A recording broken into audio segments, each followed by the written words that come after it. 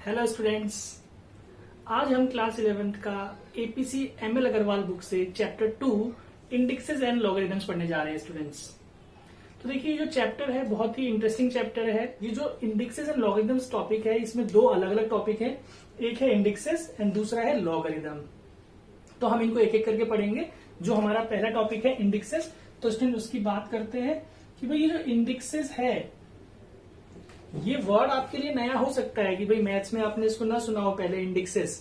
लेकिन जो इसमें हम पढ़ने वाले हैं वो चीज आप लोगों के लिए नई नहीं है। अपनी प्रीवियस क्लासेस में वो आप पढ़ चुके हैं। देखिए कैसे। भाई आपको मैं अगर एक टर्म लिख के देता हूं ए के ऊपर छोटा सा एन, तो भाई आप इसको देख के पहचान सकेंगे। मेरे ख्याल से सारे स्टूडेंट्स पहचान गए होंगे कि भाई क्या चीज है। यस, इसको हम कैसे पढ़ते हैं, इसको हम रीड कैसे करते हैं, a raise to power n, right. हम ऐसे ही पढ़ते हैं ना, a raise to power n. और क्या मतलब है इसका कि भाई ए को एन टाइम्स तक हमें मल्टीप्लाई करना है, राइट। ये सबको पता है स्टूडेंट्स को। जैसे अगर मैं कोई एग्जांपल लिखता हूं भाई 8 की पावर 3, तो इसका मतलब क्या हुआ, 8 मल्टीप्लाई 8 मल्टीप्लाई 8। 8 को 3 टाइम्स हम मल्टीप्लाई करेंगे और जो वैल्यू आएगा दैट इज आंसर 512। ठीक है ना। तो यही चीज हमें इंडेक्सेस में पढ़नी है। मतलब जो ये आप पढ़ते आए थे अभी तक, इसमें ए जो है वो हमारा बेस कहलाता था, राइट। इसे हम बेस बोलते थे। 8 हमारा जो है वो बेस है। और ये जो ऊपर छोटा सा टर्म लिखा है, इसको हम एक्सपोनेंट और पावर बोलते थे। आपको पता होगा ये एन जो है हमारा पावर है, जनरल टर्म में हम यूज करते थे, और इसी का नाम एक्सपोनेंट भी होता था। अब इसी चीज को, मतलब इसी एक्सपोनेंट को ही एक और नाम दे दिया गया है, जिसको हम इंडेक्स बोलेंगे। क्या बोलेंगे स्टूडेंट्स, इंडेक्स। ठीक है। तो ये ही हमारा इंडेक्सेस है। मतलब इंडेक्स मतलब क्या हो गया भाई, कि इंडेक्स हमारा सिंगुलर है और इंडेक्सेस जो वर्ड है वो हमारा प्लूरल है, राइट। कि भाई एक से ज्यादा हम पावर्स की बात करेंगे तो वो इंडेक्सेस हो गया। और इंडेक्स मतलब एक पावर भी, तो यहां तो एक ही पावर होगी, है ना। अगर हम बहुत सारे टर्म्स लिख रहे हैं 7 की पावर 3 इंटू 5 की पावर 2, तो ये इंडेक्सेस हो गया। भाई दो पावर्स एक क्वेश्चन में आ रही है तो ये प्लूरल हो गया, तो इसलिए इंडेक्सेस। तो स्टूडेंट्स ये तो आप लोग पहले पढ़ चुके हैं कि नहीं पढ़े, आपने प्रीवियस क्लासेस में अपनी 7th 8th 9th में हर जगह ये पढ़ा हुआ है।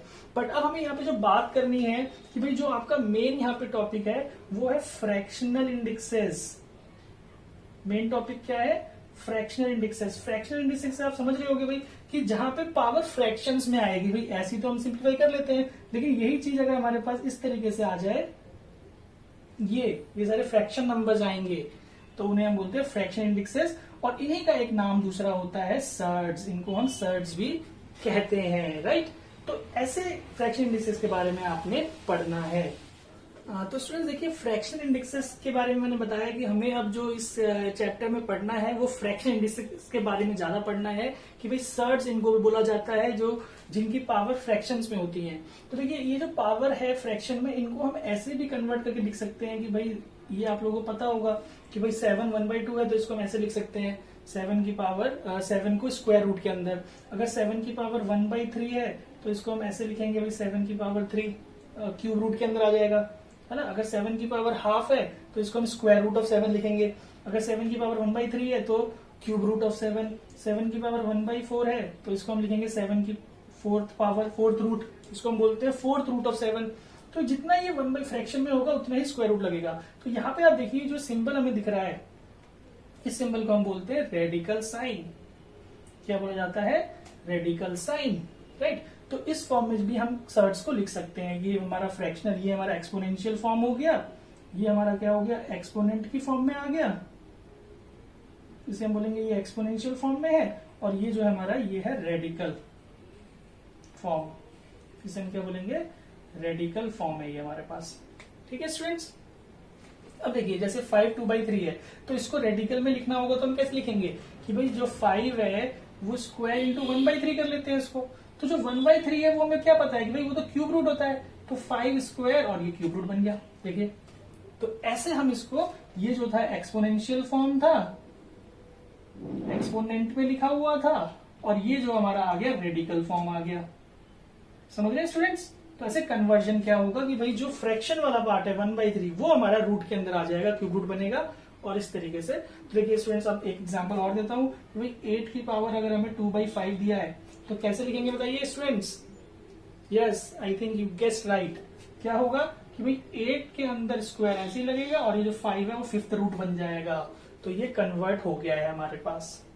ठीक है स्टूडेंट्स, तो अब हम लॉज की बात कर लेते हैं कि हमारे पास लॉ ऑफ एक्सपोनेंट्स क्या होते हैं। लॉज ऑफ एक्सपोनेंट्स में लिखवाता हूं स्टूडेंट्स, आप ध्यान से नोट करिएगा उसको। देखते हैं लॉज ऑफ एक्सपोनेंट।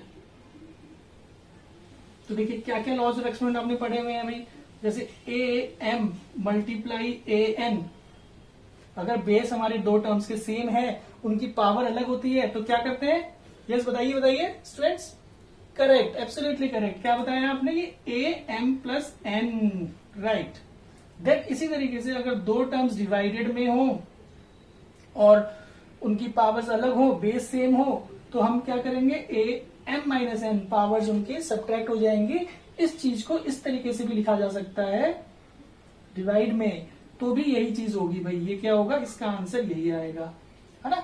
ये भी तो डिवाइड ही है, इसका मतलब डिवाइड ही होता है, राइट। तो आप ऐसे समझे या ऐसे समझे, ठीक। उसके बाद हम बात करते हैं थर्ड प्रॉपर्टी के लिए। तो थर्ड में ए एम इंटू एन। अगर भाई एक टर्म ऐसे लिखा गया है कि जिसकी पावर m है ऑलरेडी और उसकी होल पावर n है, तो ये दोनों जो पावर्स होती हैं ये दोनों मल्टीप्लाई होती हैं आपस में, m इंटू एन हो जाता है। अगर हमारे पास ए एम है और इंटू बी एम है, देखिए ये जो फर्स्ट है उसी जैसा है, बट उसमें क्या है कि फर्स्ट में पावर्स अलग थी, नीचे बेस सेम थे। बट अब क्या है यहाँ पे कि पावर्स हमारी सेम है और बेस नीचे अलग है। तो इसमें हम क्या कर सकते हैं? a into b to the power m हमारा हो जाएगा, मतलब a इंटू बी एक साथ और m होल पावर चला जाएगा दोनों का। ठीक है स्टूडेंट्स। देन फिफ्थ प्रॉपर्टी हम ऐसे समझ सकते हैं कि किसी की भी टर्म, किसी भी नंबर की 0 पावर होती है तो उसे हम 1 लिखते हैं, राइट। ये जो a है कुछ भी हो सकता है, एनी रियल नंबर और एनी वेरिएबल, एनीथिंग। अगर किसी के ऊपर 0 पावर है तो उसकी वैल्यू 1 हो जाती है स्टूडेंट्स, राइट। ये तो आपको पता ही होगा। उसके बाद कुछ हमारे पास नेगेटिव पावर्स होती हैं। अगर a की पावर माइनस m है तो भाई क्या होगा? इसको हम अपॉन में डाल देंगे, पॉजिटिव हो जाएगा। इसी का ऑपोजिट उल्टा क्या होगा कि भाई अगर 1 अपॉन में a की पावर नेगेटिव है तो ये ऊपर चला जाएगा, पॉजिटिव हो जाएगा। देखिए एक दूसरे के ऑपोजिट है ये दोनों, है ना। तो ऐसे काफी हमारे पास क्वेश्चंस होंगे जहां पे ये हमें अप्लाई करने पड़ेंगे लॉज ऑफ एक्सपोनेंट्स, ठीक। अच्छा, एक दो और एक्सपोनेंट्स में लिख देता हूं। पावर्स लॉज जो है वो हमारे पास हो सकता है इस तरीके से कि इसी में नेगेटिव पावर्स की बात करें तो a बाई बी की पावर अगर m है, सॉरी माइनस m है, अगर a बाई बी की पावर माइनस m है तो इसमें जो फ्रैक्शन है वो b बाई ए रेसिप्रोकल होकर के पावर को पॉजिटिव बना देगा। ठीक है स्टूडेंट्स। देन 9 प्रॉपर्टी की बात करें अगर कि a m equal to b m o, अगर दो टर्म्स इक्वल में हैं, उनकी पावर सेम है, तो देन हम क्या बोल सकते हैं कि a इक्वल टू बी, हमारा जो बेस होगा वो इक्वल माना जा सकता है। इसी तरीके से अगर हमारे पास a की पावर m और a की पावर n हो, मतलब अब क्या हो गया? अब बेस सेम हो गया और पावर्स अलग हो गई, तो देन हम क्या कह सकते हैं? m equal to n, right students. आप इसको नोट कर लीजिए, फिर हम एक्सरसाइज 2.1 स्टार्ट करते हैं। चलिए स्टूडेंट्स, एक्सरसाइज 2.1 स्टार्ट करते हैं। तो मैं 4 क्वेश्चंस मैंने लिख लिए हैं और मैं इनको सॉल्व करके आपको दिखाता हूं। आप इसको ध्यान से समझिएगा कि भाई कैसे हम इनको सॉल्व करेंगे। देखिए जो 81 गिवन है उसको हम 3 की पावर 4 और इसको हम 2 की पावर 4 लिख सकते हैं, है ना। अपॉन ये जो वैल्यू है एज इट इज रहने दीजिए इसको। अब देखिए कुछ बच्चों को डाउट हो सकता है कि भाई 3 की पावर 4 कैसे आया, तो आप समझिए भाई जो 81 है उसको हम ऐसे 3, 27, 3, 9, 3, 3, 3, 1, तो देखिए 3 की पावर 4 बन रहा है कि नहीं बन रहा। इन द सेम मैनर हम अगर 16 का फैक्टर्स करेंगे तो 2 की पावर 4 आ जाएगा, राइट। तो इसको हम ऐसे डायरेक्टली लिख सकते हैं। अब देखिए दोनों की पावर सेम हो गया है, तो इसको हम क्या करेंगे? कंबाइनली इस तरीके से होल पावर में डाल देंगे 4 को। और यहाँ पे जो ये दोनों क्या होते हैं हमें पता है, पावर्स इनटू होती हैं बेटा, तो ये कैंसिल आउट हो गया। तो देखिए 3/2 की पावर -3 बचा। अब अगर पावर नेगेटिव में होगी तो हम उसको कभी सॉल्व नहीं कर सकते, हमें पहले पॉजिटिव में कन्वर्ट करना है। तो पॉजिटिव के लिए याद कीजिए मैंने क्या एक्सपेरिमेंट लिखवाया था, लॉ ऑफ एक्सपेरिमेंट मैंने लिखवाया था अभी पॉजिटिव में करने के लिए कि हमें इसको कन्वर्ट करना पड़ेगा 2/3 and then this will become positive. तो आपका आंसर क्या आया देखिए 8/27, आई होप ये क्लियर हो गया होगा क्वेश्चन स्टूडेंट्स। ठीक, तो चलिए स्टूडेंट्स फर्स्ट क्वेश्चन के सेकंड पार्ट की बात करते हैं। तो देखिए सेकंड पार्ट में पहले ये मिक्स फ्रैक्शन गिवन है हमारे पास, है ना। तो हमें मिक्स फ्रैक्शन से पहले इसको कन्वर्ट करके इम्प्रॉपर फ्रैक्शन बनाइए। कैसे? 1 into 64 and plus 61, so it will become 125। तो न्यूमरेटर हमारे पास आ गया है 125 अपॉन में 64 डिनोमिनेटर रहेगा। तो अब देखिए -2/3 ऐसे ही रहेगा। अब जो 125/64 है, तो 125 हमें पता है 5 का क्यूब होता है। फैक्टर्स करेंगे तो राइट, फैक्टर्स करेंगे तो 5 का क्यूब हो गया। 64 भी हमारा 4 की पावर क्यूब होता है बेटा, याद रखना है आपको, 4 की पावर क्यूब। तो ये क्या कन्वर्ट हो रहा है आप देखिए भाई, 5/4 की पावर क्यूब, है ना। मैंने ये वाला स्टेप छोड़ दिया कि भाई अलग अलग लिखा है, मैंने डायरेक्टली उनको 3 को होल क्यूब में बाहर डाल दिया। अंडरस्टूड है, इतना आप लोगों को समझ में आ गया होगा। अब जो ये पावर इसके साथ क्या होता है भाई, ये हमें पता है मल्टीप्लाई होता है, तो ये यहाँ कैंसिल आउट हो गया। अब जो 5/4 बचा और नेगेटिव पावर है तो उसको पॉजिटिव कर देंगे, है ना, समझ में आ रहा होगा। तो ये हमारा आंसर आया 16/25। आई होप आप लोगों को क्लियर होगा students. Now move on to second question. देखिए सेकंड क्वेश्चन बहुत ही सिंपल है। सेकंड का जो फर्स्ट पार्ट है देखिए वहां पे 3a अपॉन में b-1। तो अगर b की पावर नेगेटिव दी है, इसको पॉजिटिव कैसे करेंगे भाई, ये ऊपर चला जाएगा। तो ये हमारा 3ab बन गया, पॉजिटिव हो गया। इसी तरीके से a-1 है यहाँ पे बेटा, a की पावर -1 है, तो ये ऊपर जाएगा, तो ये भी क्या बन जाएगा 2ab। यहाँ पे क्वेश्चन में 2 होगा बेटा, ठीक है, 2ab। तो ये हमारे पास क्या आ गया, 5ab हमारा आंसर आ गया है। राइट, समझ में आ गया होगा स्टूडेंट्स। सेकंड पार्ट की बात करते हैं। तो देखिए सेकंड पार्ट में क्या होगा, 5 की पावर 0, ये तो 1 है, इंटू 4 की पावर -1 का मतलब 1/4 पॉजिटिव कर लीजिए इसको। और यहाँ पे देखिए 8 की पावर 1/3 दिया है, तो 8 को हम कैसे लिख सकते हैं, 2 की पावर 3 और साथ में इंटू 1/3 कर लीजिए। तो ये कैंसिल हो गया, यहाँ से हमारा आया 1/4 प्लस 2, तो वी आर गेटिंग 9/8 आंसर। बेटा एलसीएम लेके करना पड़ेगा, ध्यान दीजिएगा, ठीक है। तो आई होप आपको सेकंड क्वेश्चन भी क्लियर होगा। तो आप देखिए थर्ड क्वेश्चन करते हैं। थर्ड का आंसर मैं यहाँ पे बताता हूँ। देखिए थर्ड का first part 8/125। Again 8 is the cube of 2 and 125 is the cube of 5। मतलब क्या कि 2/5 की क्यूब आप कर दीजिए बाहर क्यूब, और ये इंटू हो जाएगा आपका 1/3 के साथ। तो यहां से 3 कैंसिल, आपके पास बचा 2/5 और -1 पावर है, तो -1 को पॉजिटिव कैसे करेंगे, ये रेसिप्रोकल हो जाएगा 1। तो 1 को तो लिखने की जरूरत ही नहीं है, तो ये हमारा आंसर आ गया। देखिए एक ही स्टेप में आंसर आ गया स्टूडेंट्स। बताइए इतने इजी क्वेश्चन आपको दिए हैं अभी स्टार्टिंग में। अब देखिए सेकंड पार्ट भाई 0.027। तो इसको समझिए भाई, 27 तो हमें पता है 3 का क्यूब होता है, लेकिन यहाँ पे पॉइंट दे रखा है, तो आप इसको समझिए, इसको मैं ऐसे लिख सकता हूं बेटा, है ना। क्यों? क्योंकि भाई 0.3 को अगर मैं 3 टाइम इंटू करूंगा, देखिए तो 3 तो 27 आएगा। लेकिन डेसिमल यहाँ 3 डिजिट के बाद लगाना पड़ेगा, 1 2 3 डिजिट्स हो गई है, तो 3 डिजिट्स हो गई है, तो यहाँ 2 ही नंबर है, मैं एक 0 और लगाऊंगा और ये डेसिमल। तो कहने का मतलब ये है कि 0.3 का जो क्यूब होगा 3 बार इंटू करेंगे तो वो 0.027 बनेगा, ये जो नंबर है, ठीक है स्टूडेंट्स। तो इससे क्या होगा देखिए कि भाई यहाँ पे तो कन्वर्ट हो गया, और उसके ऊपर जो है हमारे पास वैल्यू, इसको हम कैंसिल कर लेंगे। 0.3 की पावर -1 बचा, तो 1 अपॉन में 0.3 हो गया। इस डेसिमल को हम हटाएंगे तो 10/3 हमारा आंसर आ गया। स्टूडेंट्स आई होप क्लियर होगा, यहाँ पे कोई कंफ्यूजन नहीं होगी। तो आप ये सॉल्यूशंस को नोट कर लीजिए, मैं आपको फिर फोर्थ का सॉल्यूशन करवाता हूँ, ध्यान दीजिएगा। आई होप स्टूडेंट्स आप लोगों को ये 3 क्वेश्चन समझ में आए होंगे। अब देखिए मैं फोर्थ क्वेश्चन का सॉल्यूशन आपको करवाता हूँ। तो फोर्थ क्वेश्चन के सॉल्यूशन के लिए देखिए कि इसमें हम कैसे लॉज लगाएंगे, ध्यान से देखिएगा। इसका जो सॉल्यूशन है मैं इसी के नीचे कर रहा हूँ कि भाई जो 8 है वो हमारा 2 की पावर 3 होता है, तो ये इसके साथ मल्टीप्लाई हो जाएगा, डिवाइडेड बाई 2 की पावर -2 ऐसे ही रहने दीजिए, और ये हाफ पावर ऊपर है। तो अब देखिए यहाँ से ये कैंसिल आउट हो रहा है, तो क्या बचा आपके पास 2 की पावर -4 और डिवाइडेड बाई 2 की पावर -2, है ना। और ये जो हाफ है हमारा ऐसे रहेगा। तो अब देखिए यहाँ पे कि भाई 2 जो है 2 बेस सेम है और ये डिवाइड हो रहा है, तो डिवाइड में हमें पता है कि एक्सपोनेंट्स क्या होते हैं, जो उनकी पावर्स होती है वो माइनस हो जाती है। तो इसको कैसे लिख सकते हैं, 2 की पावर -4 -2 लिख सकते हैं, और जो इसकी बाहर हाफ पावर है वो एज इट इज रहेगा, है ना स्टूडेंट्स। आई होप क्लियर होगा। अब देखिए ये जो माइनस माइनस ये क्या हो जाएगा, ये हमारा प्लस हो जाएगा, तो हम इसको ऐसे लिख सकते हैं भाई +2। तो सॉल्व हो गया, क्या आया इसका आंसर, 2 की पावर -2 आया ये, और इनटू में 1/2। तो भाई फिर 2 से 2 कट गया, तो अब बचा गया 2 की पावर -1। तो भाई 2 की पावर -1 है, इसको पॉजिटिव कर लेंगे, 1/2 आंसर आ गया। देखिए आपको हर एक स्टेप समझ में आएगा, बट आप ध्यान से समझेंगे। तो पहले 8 को मैंने क्यूब बनाया, 2 का क्यूब, 2 से 2 कैंसिल हुआ तो 2 की पावर -4 बचा। उसके बाद हमने डिवाइड वाला लॉ लगा दिया, इसमें डिवाइड वाले लॉ से सिंप्लीफाई करके इस तरीके से सॉल्व हो गया। अब देखिए स्टूडेंट्स, ऐसा जरूरी नहीं है बिल्कुल भी कि आपको यही फॉलो करना है स्टेप, आप अपने स्टेप से भी सॉल्व कर सकते हैं। जैसे भी इसको हम अलग तरीके से भी कर सकते थे, इसको सिंप्लीफाई करना है तो 2 की पावर ये 3 इंटू 4/3 हम कर लेंगे, तो ये कैंसिल होके 2 की पावर -4 बच गया, डिवाइडेड बाई यहाँ पे 2 की पावर -2 ऑलरेडी चल रहा है। तो अगर मैं लॉ नहीं लगाऊंगा तो मैं इसको ऐसे कर सकता था, भाई 1/2 की पावर 4 पॉजिटिव कर लिया, डिवाइड बाई 1 की पावर 2/2 ये पॉजिटिव कर लिया। इसके बाद देखिए कि भाई ये जो वैल्यू है ये 1/2 की पावर 4 बन जाएगा 1/16 और डिवाइडेड बाई ये बन जाएगा 1/4।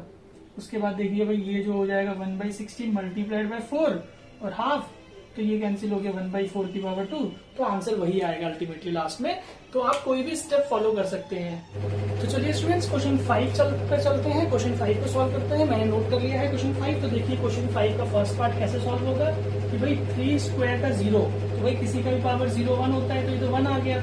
यहाँ पे देखिए 3 की पावर 4 -4 इंटू 3 की पावर 6, तो ये आइडेंटिटी लॉ लगाइए। यहाँ पे दो नंबर्स का बेस सेम है और पावर्स अलग है, तो यहाँ पे पावर्स को आप ऐड कर लीजिए।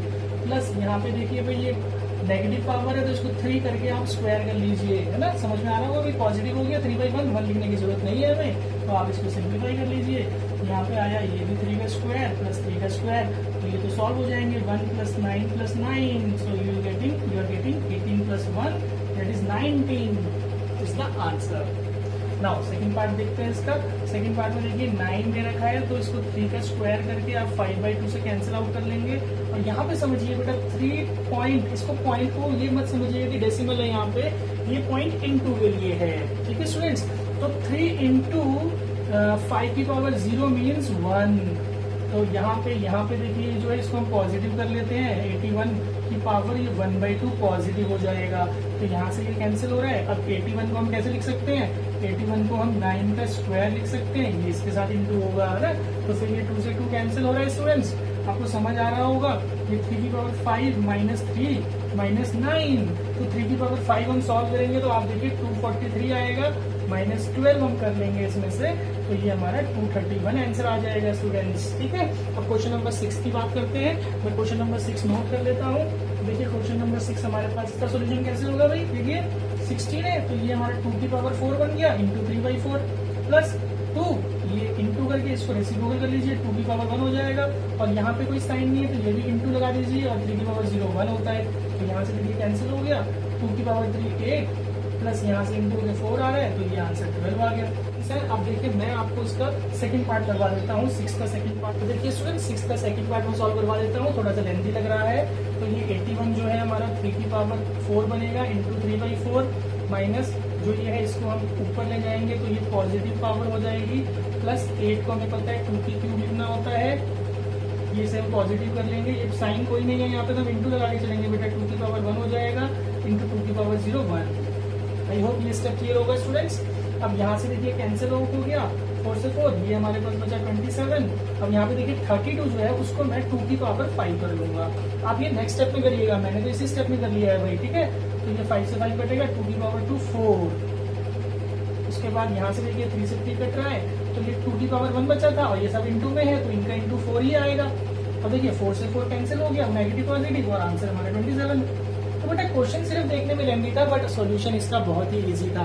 और जैसे मैं ये स्टेप कर रहा हूँ आपको अलग अलग स्टेप्स में करना है, मैंने यहीं पे इसको रख करके लिखा है बट आप अलग स्टेप में लिखिएगा स्टूडेंट्स, राइट। अब क्वेश्चन नंबर 7 पे चलते हैं स्टूडेंट्स। क्वेश्चन नंबर 7 का फर्स्ट पार्ट करते हैं। तो देखिए अभी तक जो भी क्वेश्चन हमने किए वो सारे एक्सपोनेंशियल फॉर्म में गिवन थे, अब यहाँ पे हमें रेडिकल फॉर्म दे दिया है। तो रेडिकल फॉर्म में देख के थोड़ा सा आपको कंफ्यूजन लग सकता है, लेकिन ये बहुत ही ईजी है क्योंकि हम रेडिकल से इसको एक्सपोनेंशियल फॉर्म में कन्वर्ट कर लेंगे।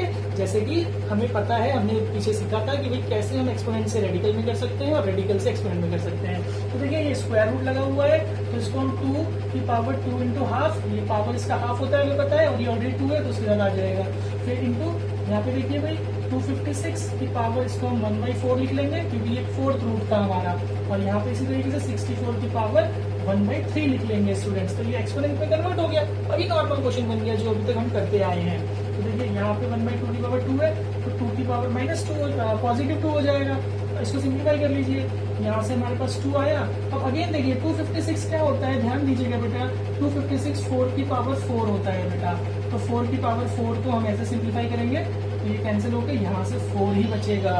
और ये जो 64 है ये तो हमें पता ही है 4 की पावर क्यूब होता है, तो ये सेम 2 होके यहाँ पे 4 बचेगा, माइनस 2 की पावर 2 इज 4, ये कैंसिल आउट हो रहा है, 2 माइनस 4 इज -2। ठीक है स्टूडेंट्स, आपको समझ आ रहा होगा, बहुत ही इजी क्वेश्चन है। ये सर्ट्स रेडिकल फॉर्म में था, सर्ट्स में था, तो हमने इसको कन्वर्ट करके एक्सपोनेंट फॉर्म में लिख लिया। अगर आपको ये वीडियो पसंद आया हो तो अपने दोस्तों के साथ जरूर शेयर करिए, और अगर आप इस चैनल पर नए हैं तो इस चैनल को सब्सक्राइब करना ना भूलें।